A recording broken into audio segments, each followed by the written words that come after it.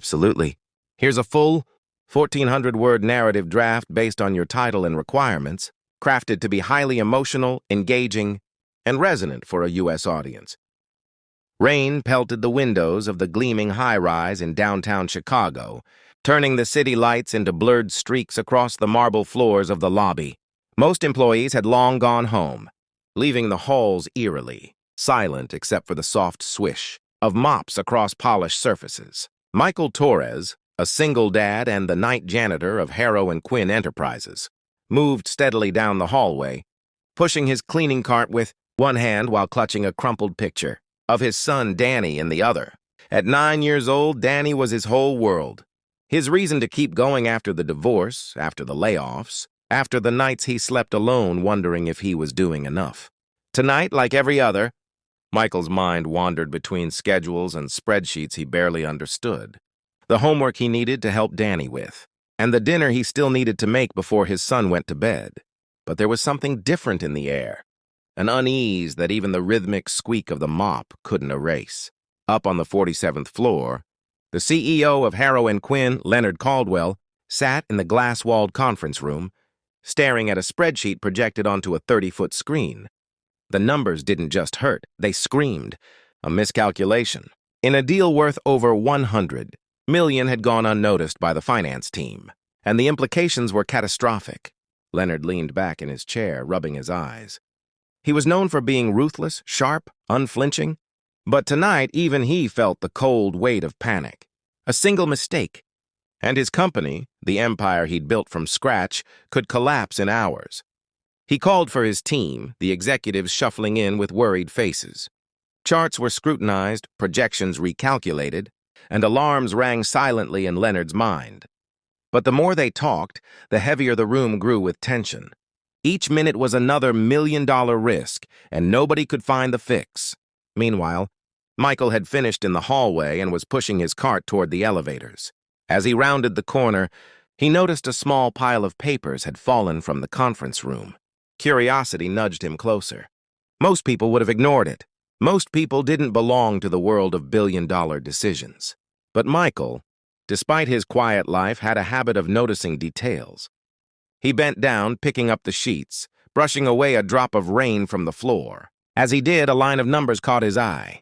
Something didn't add up, not like an accounting expert, not with degrees or titles, but in the simple, intuitive way Michael had learned from fixing errors at the community center where he volunteered, from balancing his own bills, from figuring out how to make $50 stretch a week for groceries and rent. His hands trembled slightly as he realized the mistake. The miscalculation wasn't subtle.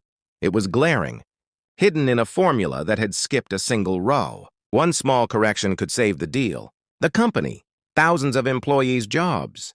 Michael hesitated. He wasn't supposed to be here. He wasn't supposed to touch anyone's documents, especially not those of the most powerful man in the company. But he glanced at the clock. Danny would be waiting for his bedtime story soon, and something inside him nudged him forward. In one smooth motion, he corrected the formula, recalculated the totals, and placed the papers back exactly as they had been. When the elevator dinged and Michael wheeled his cart past the conference room, Leonard noticed the numbers on the screen shift. At first, he thought it was a glitch. Then he realized the error had corrected itself. He turned sharply, scanning the floor for anyone who could have possibly fixed it. No one. The room was empty except for his shaken team. Leonard's first instinct was disbelief, then anger, then awe. He summoned the security footage and traced the movement of someone through the lobby, finally seeing the janitor, Michael, picking up the papers, examining them and quietly setting them right. Leonard's sharp eyes took it all in. The concentration, the care, the humility of a man who could have walked away, who could have ignored the chaos of someone else's corporate mess, but didn't. The next morning, Leonard requested a meeting with Michael.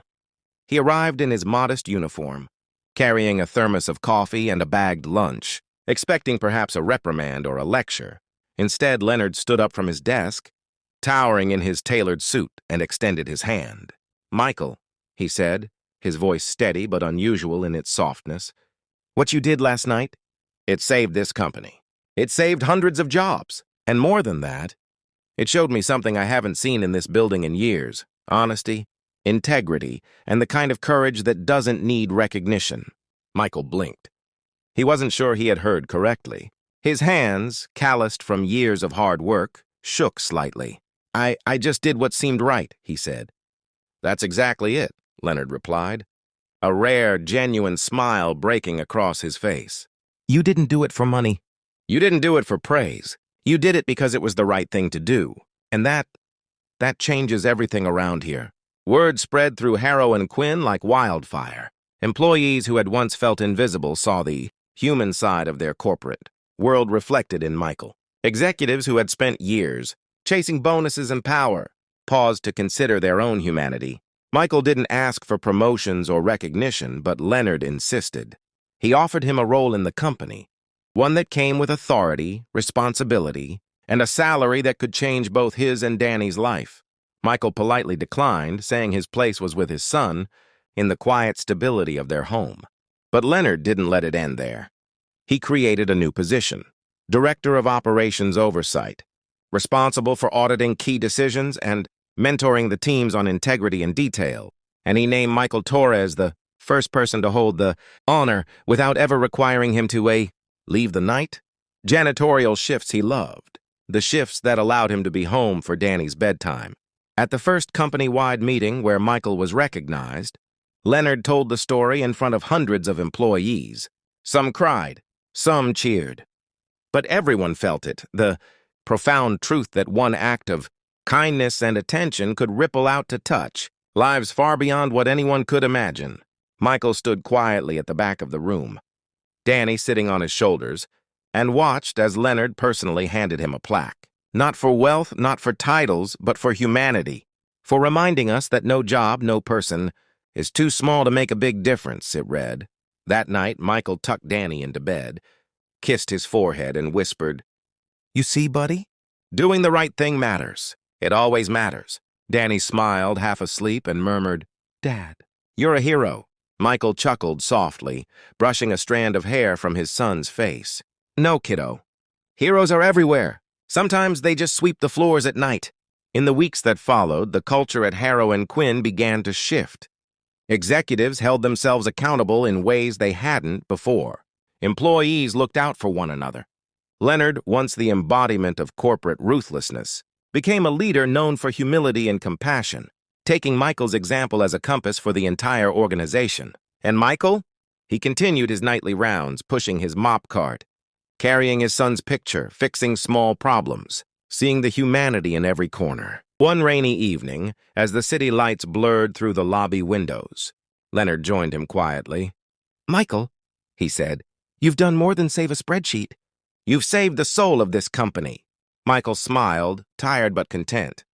"I just did what any dad would do for his kid, and what any human would do if they noticed someone needed help." And in that moment, Leonard realized something he'd never fully understood in his years of boardrooms and billion-dollar deals. Success wasn't about money, it wasn't about power. True success was the courage to act with kindness, the humility to serve, and the willingness to put someone else's world before your own. That night, Michael left the building with Danny skipping beside him, rain dripping from their coats, but the warmth in his heart was enough to dry every drop. Somewhere between the fluorescent lights and the skyscraper shadows, a single janitor had reminded an entire company and perhaps the world that humanity, selflessness, and quiet acts of courage could change lives faster than any spreadsheet ever could. And that's how a single dad, armed with nothing but integrity and a willingness to act, fixed a $100 million problem in seconds. And in doing so, reminded a whole company of what really mattered. Word count 1404. This version captures emotional hook, single dad, responsibility, high stakes, relatable characters. Michael, dad janitor, and Leonard, CEO, are human and multidimensional. Unexpected turns, janitor fixes a $100 problem. Emotional climax, CEO recognizes his selflessness publicly. Heartwarming resolution, humanity, kindness, integrity resonate globally, with a focus on family and everyday heroism. If you want, I can also polish it further for maximum USA viral readability, adding punchier sentences, dialogue tweaks. and Instagram, Reddit-friendly emotional beats without losing the depth. Do you want me to do that next?